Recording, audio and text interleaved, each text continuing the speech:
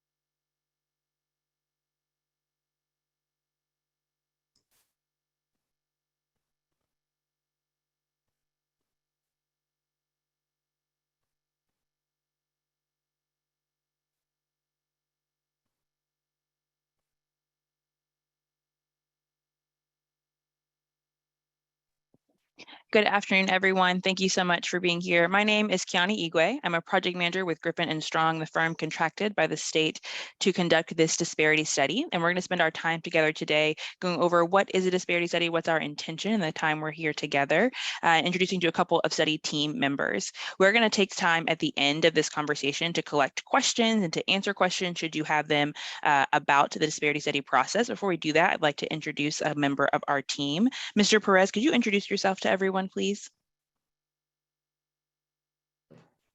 Hi, good afternoon. I'm Jose Perez. I'm a principal with Butler Perez Associates, which is a consulting firm specializing in business development, planning, and community economic development in Springfield, Massachusetts. I'm a former Assistant Secretary of Economic Affairs to the Governor of Massachusetts and was also the former president and CEO of an organization in Hartford, Connecticut called Southside Institutions Neighborhood Alliance, which is a combination of Hartford Hospital, Trinity College, and the Institute of Living to revitalize the South Side of Hartford. And I'll leave it at that.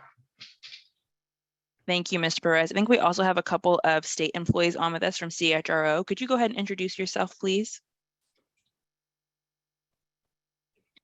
Everybody, my name is Darcy Strand. I am the Legislative and Administrative Advisor from the CHRO. I am working as one of the project managers from the state team on this project. And I think I also see Deputy Director Cheryl Sharp from the CHRO on this call as well, if she wants to introduce herself. Good afternoon, everyone. I'm Cheryl Sharp. I am the Deputy Director and a Commission Attorney at the Connecticut Commission on Human Rights and Opportunities. Thank you both so much. Yes, Ms. Hughes, please go ahead. Good afternoon, everyone. Tanya Hughes here. I'm traveling today, so please forgive the background noise. I will mute myself following this introduction, but thank you all for having this meeting and thank you for the work that you're doing. We're so excited about it getting started and we know that you are the right team to get the job done. So thank you and let's get started. Thank you so much. We will have a couple more members of the Griffin and Strong team joining us over the course of our time together. Jerica Lighting, a Deputy Project Manager, will be joining us shortly, as well as Mr. Strong, who is the CEO of Griffin and Strong. Okie dokie, let's get started. So, Griffin and Strong, who are we? Where do we come from? We are a firm in Atlanta, Georgia, who specializes in this work. We actually specialize in disparity research, contract compliance, program development. We actually help people from beginning to end, from RFPs to implementation. We'll be doing the study here for the state of Connecticut, but we are involved in this work from top to bottom. We do believe we have the most qualified team in the industry. Not all members of our study team are on today, but in our study team, we do have 5 JDs, 2 PhD economists, as well as a PhD in statistics, anthropology, and social psychology. I am none of those people, but we do really believe that our team is really qualified and really especially qualified to do this work. No study conducted by Griffin and Strong has ever been challenged or overturned in court, and we're very proud of that. I do want to pause here and introduce Mr. Strong, who is the CEO of our company. If you go ahead and introduce yourself, Mr. Strong, before we continue.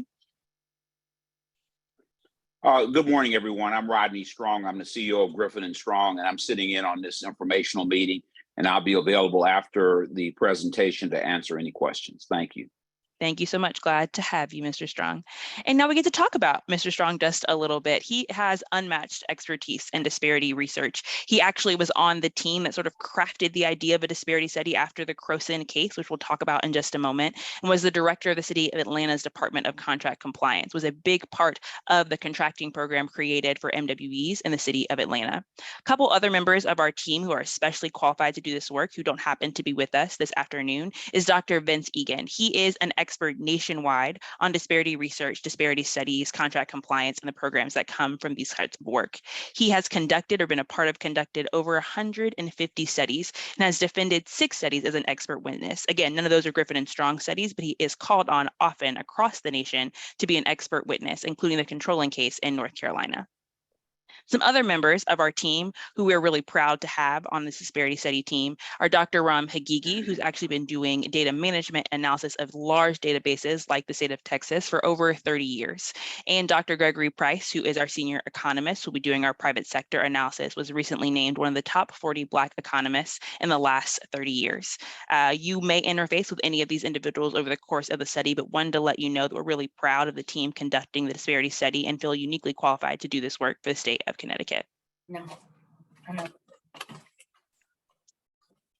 What is a disparity study? So what are we doing? Why are we doing it? A disparity study is actually an objective research tool, determines whether or not there is a disparity in who the government agency procures. That could be a county, could be a school system. In this case, it is the state of Connecticut. Whether there is a statistically significant disparity in who the government is procuring to do their work across certain groups, across race, ethnic, and gender groups. You also can look at other groups like small businesses, disadvantaged, veteran, those race neutral groups, LGBTQ, to measure whether or not they're being used by the government agency. Though our job in disparity study is objective research, who is the state procuring and who is being utilized and who's available across different race ethnicity groups.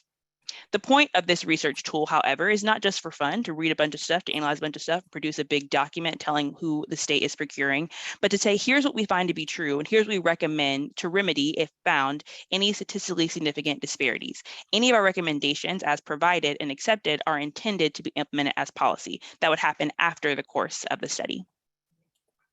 So why do we do disparity studies? Mr. Strong, would you mind telling the people why we do disparity studies?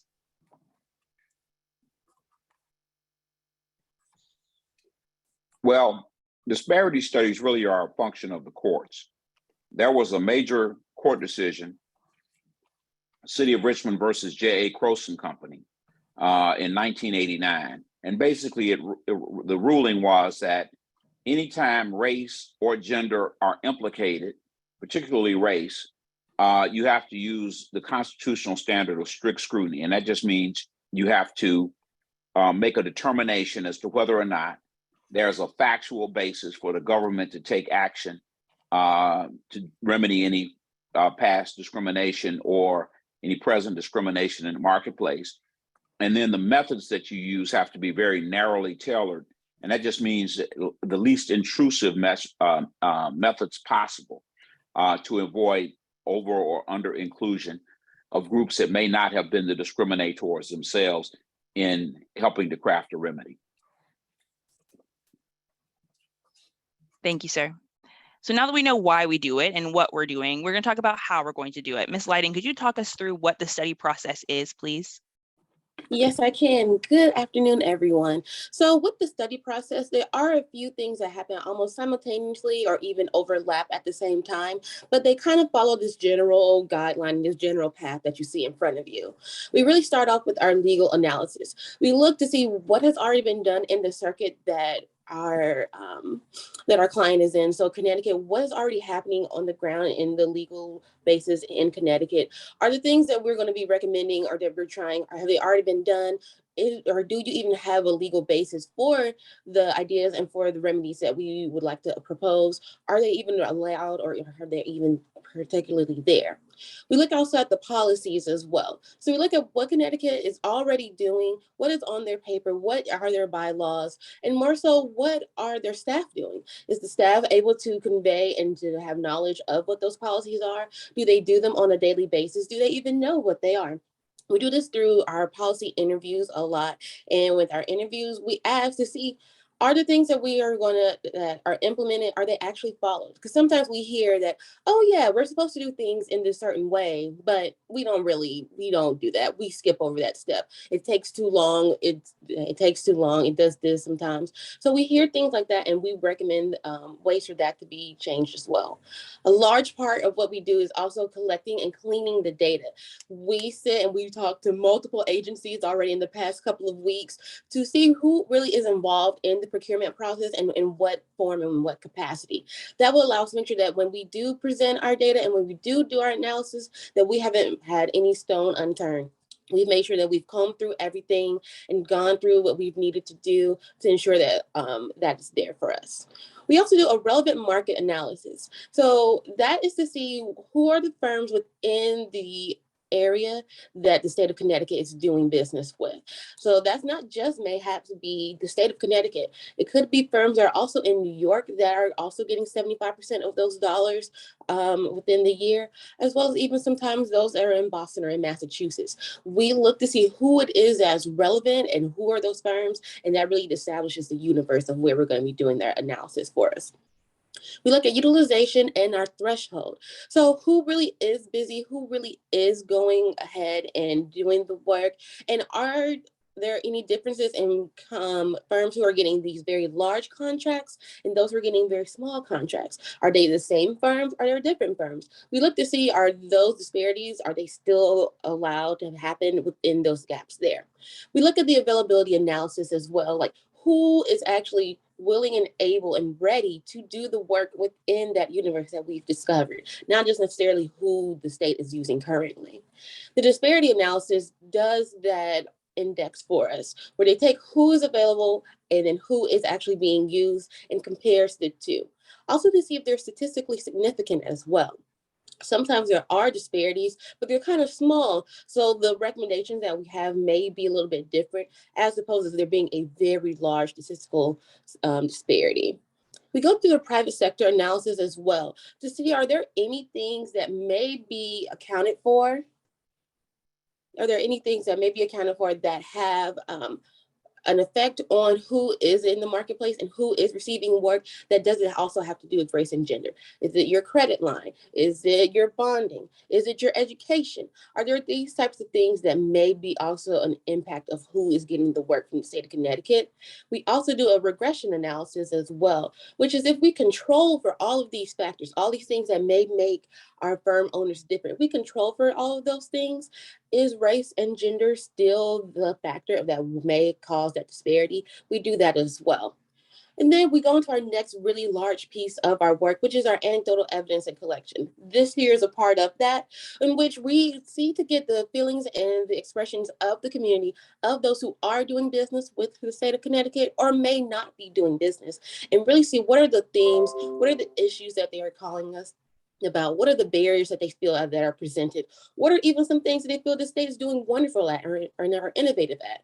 We want to hear all those things, so that gives color to the statistical analysis that we do and really helps breathe life into the project itself. And then finally, we'll give you a final report and recommendations as well as implementation, and really see, do you really need race conscious and gender conscious remedies, or can you really just have race neutral recommendations as well? So like I was saying, within that policy review, we look to see, are the policies as they're written and as they are stated currently, do they actually have a barrier to our small and minority owned businesses? Are the practices, are they understood by the staff? Are they followed by the staff? Do the staff feel like, things can be better, but we do them this way, but that's not really what is on paper? Is there a discrepancy between any of those things? And what can be modified really within the policy to promote inclusion for all of our businesses that we have in the state of Connecticut?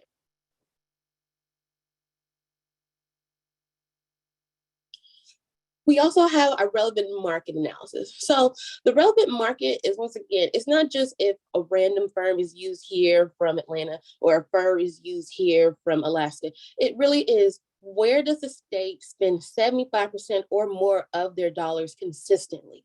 And that determines that for us, that universe there. But then it's also disaggregated by their industry categories. So 75% in construction may look different from where 75% is spent for engineering and architecture. We also go through professional services, other services, and also goods as well. And then we look also into the product market to see like who is actually being utilized by the state within those work categories. And then also we break that down by race and by gender as well. So that way we'll be able to tell you that in 2017, 75% of your market in construction was used in Hartford. Or we can tell you that in 2018, only 25% was used here instead. So that way you can have a really good analysis and really full picture of what's happening currently within the universe and where the money is being spent by the state. The utilization analysis, once again, so we're looking at a 5-year study period, and we're looking at not just prime contractors, so people who receive the award, but we're also looking at subcontractors. Who is always being hired? Do you see the same firms that are always used as subcontractors who clearly must then be able to do the work, but they're not being able to secure prime contracts? We look to see if there's a disaggregation between that. And we also, once again, separate that between the work categories that we had from before, also by race, gender, and ethnic status. And that threshold analysis that we do as well is really comparing the levels of contracting. So do you have firms that are able to get $5,000 contracts easily and they keep receiving the work there, but when you get up to a million plus, that they really don't appear there? Or do you have firms that are in all of these categories and that are receiving awards in all of those categories? That helps you really see where your issues and where your barriers lie just within your contracting itself as well. Your availability analysis. We use a custom census approach, usually using Hoover's data, and then we can also use a list-based approach. So that list-based approach is receiving lists of everyone who within the market area who is certified and able to do work. So we get the state's list, we may get New York's list, we may get the city of Boston's list, we may get lists from smaller municipalities within the state of Connecticut, we may get it from larger states. We get that so we can say, these are the people who have been confirmed and are able to do the work. And then we go through and we see who those people are compared to everyone else who may not be on those lists, everyone else who may not be in that census, and see if there's a difference there. And that disparity analysis. So once again, when we compare our availability, so everyone who we believe is in the area, and then everyone who is used, which is that utilization, we compare those two, that creates for us the disparity index. And with that, that's once again disaggregated, whereas by that race, gender, and ethnicity, and also by the work categories. And we perform a statistical significance test, once again, to see if that disparity is very large, so very apparent, something that is just not able to be controlled and it's very large, or if it's small, something that maybe a tweak here or there within your policy, maybe change this one thing, can actually alleviate that disparity for you. Once again, we do also a regression analysis to see if we control for all of those factors that may make our firm owners different, is race and gender still pervasive within the disparity? And our private sector analysis is really where that regression analysis is done, but it also looks into other things as well that may have a barrier to our small and minority-owned businesses. So we look at self-employment disparities, credit markets, building permit data, if that is available for us as well, education status, things like that, that may also have a factor as to why there are barriers between our groups and within our firms as well. And then once again, a very large part of why we're here and a big part of why you're also here with us, which makes us very excited, is getting involved with our community engagement and our anecdotal evidence process. So this is a large portion of the project as well. And we start here where we are currently, which is our informational meetings. We sit here, we tell you what we're going to be doing, what it looks like for the next 2 years with us being and working in Connecticut, and to let you know that, we're here, we want to hear from you and any of your experiences that you may have. We're going to do anecdotal interviews. So once we get that relevant market of firms, we're going to randomly select firms to interview with us on a one-on-one basis and ask a few questions about your experience doing business with the state of Connecticut, or maybe why you are not doing business with the state of Connecticut, really to get a feel of what's happening on the ground. We also are going to do surveys to all of our business owners. So within that market, everyone's going to receive a survey, and we hope that you will all participate and return that back into us. Those ask a little bit more poignant and a little bit more detailed questions about financials and things like that, that really help us paint a picture as to why there may be some of those barriers, right? A really large and exciting part are our public hearings. So those will really be a point in a moment for the community to tell us their experiences, their testimonies, and any comments that they may have with doing business with the state of Connecticut. If you believe that these things we've been saying for a minute have not been heard, this is going to be your opportunity to tell us there. If you feel that there are maybe things that are happening that you would like to see happening, you feel like some other states are doing, you can tell us there in that point. Whether they are positive or negative, good or bad, we want to hear your voice at those public hearings. And it does not matter if you are doing business currently, or if you desire, or you decided to do them before and you don't. We want to hear all sides to really paint the picture for us. We do focus groups as well, similar to our anecdotal interviews. But those are going to be kind of like small groups, though, to see, are the things that we're hearing from just individual business owners, are they shared within the collective as well? Are these themes that we hear that are interwoven throughout the process of being a business owner within the state of Connecticut? We also love to do our business and our trade and our organizational meetings as well. So if you are part of NAACP, a building organization, anything like that, of special contractors, we want to hear from you and from your membership as well. Because once again, there may be firms that are not doing business currently with the state of Connecticut, but are trying to break that barrier, are trying to break that glass ceiling and get into the market. And we want to be able to hear from them too, because once again, our statistical analysis is really going to look at candidate who is currently doing work and who has done work with the state for the past 5 years. We want to ensure that you are also being included as to why you may not be doing business and what may be those barriers.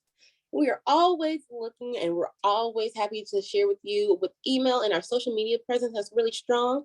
You can always feel free to contact us at connecticutstudy@gspclaw.com. We really want to ensure that, at the end of our 2-year period, that no one really says that they didn't hear about us, they didn't know the disparity study was going on, or that we didn't reach out to them. So we want to ensure that we are always everywhere within the community. And then finally, we're going to do our findings and our recommendations. Now, if you'd like to say, our findings are our findings. They are what the data tells us is happening currently within the state of Connecticut. And those really don't change. But what really comes in and what really shines through within this process are the recommendations. So we really look at the policy, we look at our anecdotal interviews, we look at the community engagement, and we really look to have our institutional knowledge guide us as well to ensure that the practices that we give out that should be changed, the things that we give that should be new, are very innovative and are really unique to the landscape of the state of Connecticut. We're going to ensure that we give the state also a way how to acknowledge and recognize and support LGBTQ firms as well, who are trying to enter within to the marketplace as well, not just the certain minorities that are here currently as well for us. And how you can always get involved. So once again, if you ever contacted for our anecdotal interviews, if you see our survey out, you can send those to other people that you know who are also business owners. We would love for that to happen. Focus groups, if you could participate and join us with those, and always be candid, always be honest within those. We'd love to hear your true experiences. We'd love to hear your true candor, because that is what important to us. And that's really what guides those recommendations that we give to the state at the end. Attend those public hearings and always give your input. And once again, you can give us your comments or your feedback to the study as well. A lot of these public meetings are very much so forward facing. So if you feel like you really just want to give something and not really share who you are, you can also use the study email for that tool as well. We would love to hear from any and every one of you. So once again, our Twitter is right there at Griffin and Strong. You can always find us there and on LinkedIn. And then we also have our website with information from us and from the state, which is on their portal.ct.gov/disparity study. Thank you, Ms. Lighting. That concludes our presentation for you all this afternoon, discussing what the disparity study is and how we intend to conduct it.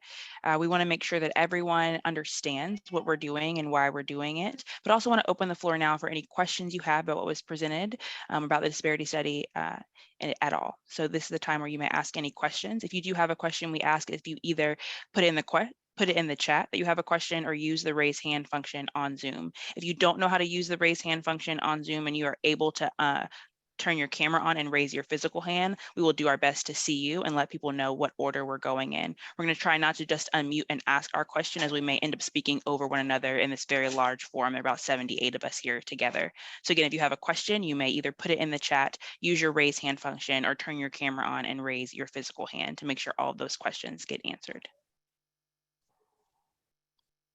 Yes, participant Mansour, please go ahead. Yes, actually, I was looking forward to this thing because we have been in business in Connecticut as a minority-owned business for the last 30 years. And I have a state of Connecticut medical supply contract for a number of years, 25 years. And they made a decision to go with a national company without informing us. And we did tell them that because of supply chain issues and all, we were keeping inventory of things because during COVID and all, but they made a decision in the middle of the year to move to a national company.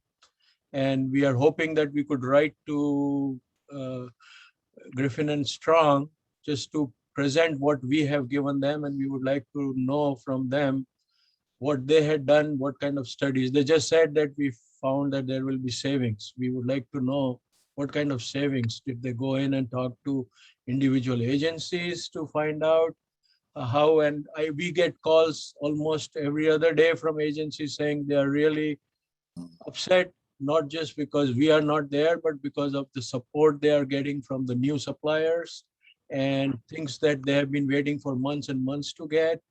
sometimes their cost is much higher than what they would have given to if we were supplying. So I wanted to know if you could write to this just the email that you provided, or is there a specific person with whom we can talk on an individual basis? Yeah, just Mr. Mansour, a couple of things. The information that you're discussing is very interesting to us as part of our anecdotal information. And so we're going to be using several formats to collect the anecdotal information. And one method we use is to, randomly select individuals to have an in-depth interview. Another method is a survey. And another method is when we actually seek out, written responses. And of course, when individuals indicate to us that they have a particular concern, we're really happy to structure an interview. And so we can definitely have somebody on our team, reach out to you. Part of, you have an individual situation that's affecting your business. We're looking sort of globally at what's going on in the marketplace. And so your story is an important component of what's going on generally in the marketplace. And we want to make sure that that's recorded and we get a handle on that. And so actually the gentleman who's based there, who is going to be responsible, his team is going to be responsible for getting that information, is actually on the call, Mr. Jose Perez, and we'll make sure we coordinate and get with you on all of that information. Okay, thank you. Actually, I had known Jose Perez when he was at Institute of Living.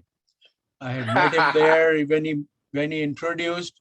I know my sister and brother-in-law both were psychiatrists at Institute of Living when Jose Perez was there. So anyway, we look forward to getting it, and I will email at Connecticut Study just to give my name and details. Thank you very much. Yeah, Mansour, send your contact info and I'll get in touch with you. Okay. Yeah. Can I give you now, or do I give it to them? My email. For privacy reasons, just get it Yes. to them, and so I can, and they'll get it to me. Trust Okay, we'll do that. And if not, you'll find me. Okay, I will do that. Thank you. Thank you so much, Mr. Smith, and then, participant Smith, and then participant Stu, I believe, will be next. Okay, thank you. My name is Brian Smith, and I do a lot of airport work across the Northeast, do a lot of DBE planning and seeking out DBEs. So I'm very interested in the results of this study. I'm sure it will provide good data for us to use across Connecticut. My question was, is there going to be public input at sort of each step in the process, or just now at the beginning and then sort of toward the end? And the reason I ask is things like the market analysis is a tricky topic. They found you folks down in Atlanta, Georgia, but I'm guessing Atlanta, Georgia is probably not going to be in the market for professional services for the state of Connecticut. So it's a little bit of a tricky process. So I'd love to see results from that and have some ability to comment sort of as we go, because we're building on those blocks as we move through the study, and it would be a shame to only be allowed to comment toward the end when everything has been decided. Thank you. Sure. I appreciate that, Mr. Smith. This was Mr. Smith that just commented, right? Yes. Okay. Let me say a couple of things. As Ms. Lighting explained, it's a process where we're going to do a legal analysis on the front end. We're going to do a public policy and procedures analysis. So we'll be looking at, okay, what is your procurement process? How do you implement that? What are your policies and procedures that you operate with that are not necessarily part of the procurement code or the statutes that the state has promulgated through the legislature? And then how do those relate to one another? So we'll have that type of analysis going on one level. On another level, which you referenced, we're going to be doing an analysis of all the, actual spend data and the actual bidder data. So everybody who's bidding on contracts for various categories. And based on that bidder data, we'll make a determination as to what the relevant market is for the state of Connecticut. And so usually if it's 75% or more of your bidders or 75% or more of your awardees come from a particular area, we'll consider that to be your relevant market. And so we do an analysis of that, and it's mostly a statistical analysis to determine what your relevant market would be. So for professional services, for instance, we'd be looking at the relevant market. And, in different categories, say you mentioned aviation, for instance, you might find that your market for construction at airports is a relatively localized market, maybe, just contiguous states. But then you might find that for concessions, it's a much more national market because the companies are international, WH Smith and these other big companies that bid all over the globe. And so each category of professional or construction or construction related professional services like architecture and engineering or supplies is going to be different in terms of what your relevant market is. And that's going to be pretty much a statistical analysis, which we'll provide, of course, at the appropriate time to the client, and then that'll be part of the report. And then I think the other part of it, which you are alluding to, is how do you have input after this? And I kind of hit on that with my answer to Mr. Mansour, which is we're going to be constantly seeking anecdotal information through interviews. One of the things we want to do is make sure we get a wide cross-section of interviewees, people who are non-minority firms. What is their experience in the marketplace? Firms that are in each of the various procurement categories. What is their experience in the marketplace? But we also have just a general opportunity for people who have an interest in telling their story to tell their story and to give us that information as well. So there's going to be a lot of opportunity, and we'll constantly be reaching out. There are going to be, public meetings for people to just come and tell us what their experiences are doing business with publicly.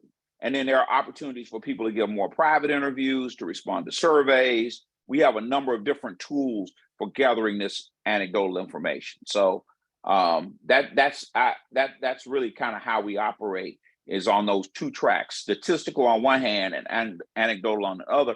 And that's sort of dictated by the case law.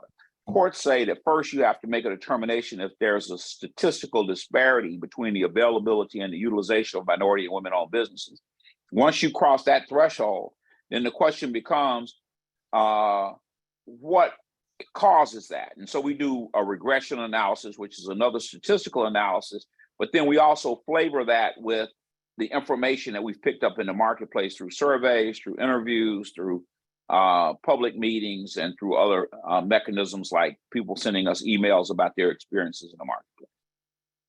And also the survey from the business owners, that goes into the private sector analysis as well. So the results that we get from that also goes along with the building permit data and things of that nature too. So if you guys fill that out for us, that will also help dictate what is actually happening within the private sector too. Dr. Price will be able to look through that too. Thank you. Thank you. I saw some there are some questions in the chat, Kiani. Yes, sir. I'm responding to them. Okay. Participant Stu, I think, was next, and then participant Dunn. Hello. I don't know if you see me, but I'd like to comment on one of the first things that Ms. Lighting said. And I'm, first of all, who am I? I'm Stu Mahler. I'm a member of the State Contracting Standards Board. We've were created in 2007 and really started moving about 3 or 4 years later when we had members appointed to our commission. And I think we consist of about 12 individuals from from different aspects, it's the stuff in the state. Our chair is Larry Fox, and our acting executive director, who recently retired, who is still staying on, is David Gay, spelled G-U-A-Y. One of the things that I found, in participating, is that we look at state contracting. And one of the things that when we've had issues come before us was that the agencies that are reviewing state contracts, RFPs, you know what that is, right? And, requests for proposals. And Yes, sir. You have a committee reviewing it. This committee is sort of like a balloon. I was looking at my desk and saying, maybe I have a balloon I can show you, graphically what I'm talking about. But that the people that participate in looking at contractors to determine whether they meet the requirements of the contract and make a recommendation to the agency, it varies. Some of the people are trained, some of the people are not trained, some of the people don't even know that they are going to be participating, and yet they say, you're on this committee and you're going to be making a recommendation.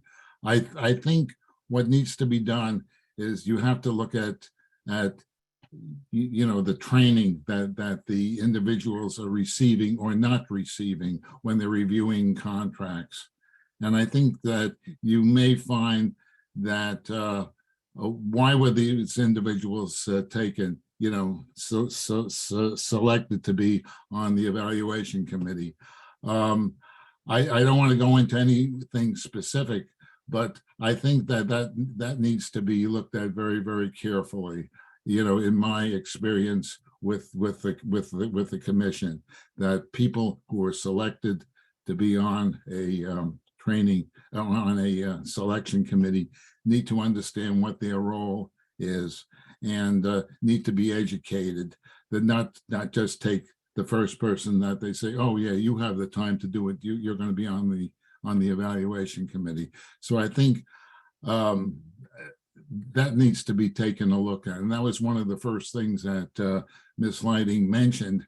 And I stopped and I said, that's a big area that needs to be taken and evaluated.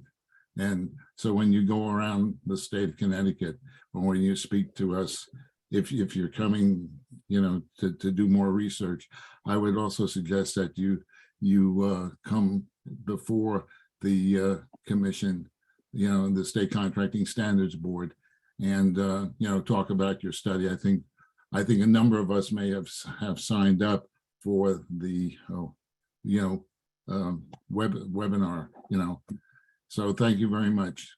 This is No, thank you, Mr. Mahler, and that's great information, and it's something we definitely need to look into as part of our purchasing policies and practices review. And we probably do need to see if we can make arrangements to have some interviews done, or at least attend and become aware of your procurement standards board or your purchasing standards board, whatever. I can't remember your exact title. Contracting Standards Board. Contracting Standards Board, yeah. Yeah. I definitely think we need to make sure that we do that. And I know, Ms. Lighting, do you have, you got that note, I'm sure. I'm looking at you now. I see you writing. You see me looking down, I'm taking notes. Okay, all right. I just want to make sure. But yeah, I really think that's a great idea. We just had a situation in another jurisdiction where there are some jurisdictions where the department that has issued the RFP usually has a representative that sits on the selection panel because they know what they're looking for in terms of, the services that they're looking for. But there are other jurisdictions that they make the decision, we don't want anybody from the department that issued the RFP, what we would, in many jurisdictions, they call it the initiating department, on the selection panel, because we don't want anything to be influenced by them already having a bias in terms of who they want. And so that's a sort of a tension that's always there. But the idea of more training is something that we always emphasize that with all of our clients, because governments tend to underinvest in training. And yet, of course, the human resource cost is your highest cost. And so it's just an important thing. And I'm glad you pointed that out, and we'll make sure we dig into that. All right, thank you. Thank you so much. Participant Dunn, who's on by phone, I believe you were next. Yes, thank you very much. And I'd like to thank Griffin and Strong and the CHRO for leading this study. It's been a long time in coming, and I was happy to see it make its way through legislation to occur. When I saw the governor's press release on the study, it discussed both minority business enterprise as well as small business enterprise, and the state's goal of 25% utilization of both of these types of entities. In the introductory meeting that we just had, I heard about minority business enterprise, but I didn't hear anything about small business enterprise, which the governor had discussed in his press release. Is the study going to be inclusive of how Connecticut utilizes SBEs that may not be minority owned? Yes, sir. We will definitely look at SBEs. And I think the reason that you heard more about minority business enterprises than SBEs is because there are different standards, legal standards for having a program for SBEs. So when I was talking earlier about the strict scrutiny legal standard, that applies across the board when it comes to issues of race and ethnicity. It generally applies when it comes to gender. And I say generally because there hasn't been a clean Supreme Court case to say that strict scrutiny applies when it comes to gender, but there are cases that implicate or suggest that, it's required for gender. So we usually treat gender as if we were dealing with ethnicity and race. Absolutely. But when it comes to small business, there's a lower level of constitutional scrutiny. It's basically it's the rational basis test, which means if the government can state a rational reason for favoring small businesses, that's sufficient to have a program. So we don't have to have as many, we don't have to do as detailed an analysis of small businesses. We're really going to be looking at what your availability is, what your participation is, but we're not going to be doing some of the regression analyses and other things that we have to do for the minority businesses in particular. I appreciate that. The state is starting to outsource a lot of their contracting to other states. In other words, if, like, for instance, I was part of the contract that Mansour was on, they outsourced the entire medical contract for the state of Connecticut to the state of Minnesota. So while I sold the emergency medical kit that's in the governor's car, if he needed to replace it now, he'd have to call a vendor for the state of Minnesota to get his bag. And the small business enterprises and minority business enterprises that were on that contract in Connecticut are now completely out and cannot serve our own state. And, I've got 6 employees here who are, wondering why their state tax dollars are being spent in Minnesota and not Connecticut, and, why they are doing less each day than they did before the contract went to Minnesota. And I get staffing is an issue at DAS, and that, especially with the changes recently with retirements and all that, and that outsourcing a lot of this contract work may be better utilization of time. But I think there is no obligation to utilize Connecticut business versus out-of-state business, and that SBs and MBs in Connecticut are paying the price for that. Yeah, that whole idea of using a regional, what we call a piggyback on somebody else's contract, usually cuts out, local vendors. And so it's something that definitely needs to be all of Connecticut's vendors. There's none on it. Right. And so we've seen that process happen. And of course, with local governments, oftentimes they will take a state contract and use that as opposed to bidding things themselves, especially on the supply side. And that has an implication. So we definitely will dig into that issue. That's a major issue that needs to be looked at. And at least the study ought to speak to it. There ought to be some type of an analysis where we ought to talk about the pros and cons of using these regional schedules for supply contracts. I appreciate that. I met with the governor here in my town and I discussed it with him, and he was very clear that he thought Connecticut-owned, Connecticut-grown businesses with Connecticut employees should get Connecticut's work. And that, I think the governor's on the same page with everybody. It's just we have to get government to connect to connect with the rest. So thank you very much, and I appreciate all of your work on this. You're more than welcome.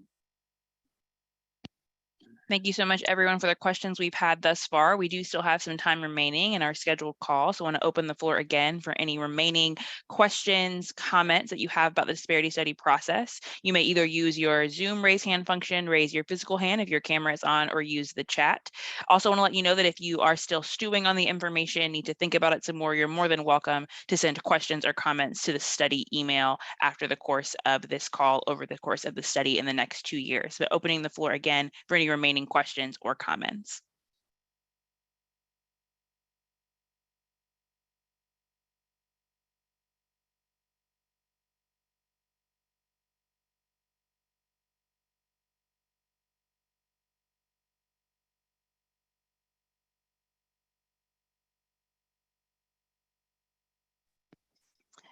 Seeing none, thank you all so much for being here. We're really excited to connect with the community and stay connected with you all throughout the course of the study. Want to reiterate a couple of ways to remain connected. The Connecticut study at gspclaw.com is the study email. Remain the study email over the course of the study, collecting questions and comments there. That is checked weekly, and we'll do our best to respond to you. If in fact you need to be connected to folks at the state, you can connect with us using that email, and we'll connect you with the correct people.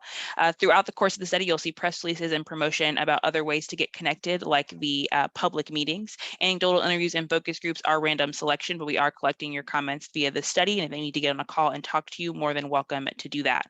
Any information about upcoming events will be on the website, which is connected to the government website this here on the screen, portal.ct.gov/disparity study. We'll also put there recordings of events if you are not able to attend. So there'll be a recording of one of these informational meetings as well as the public meetings when they occur further down the line. Thank you so much for being here with us this afternoon. We're really grateful that you took the time and looking forward to learning from you all over the course of the next 2 years.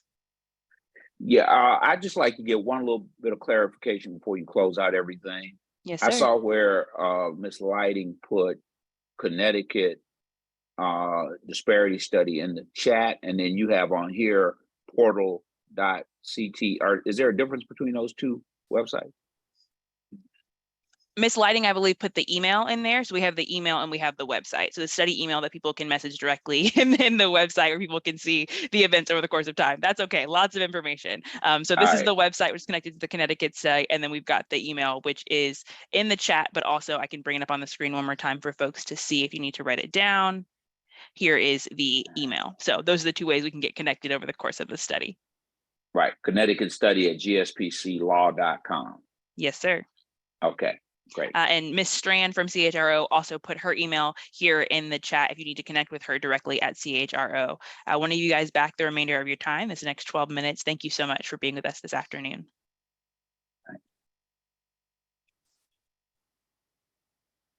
Thank you. Thank you.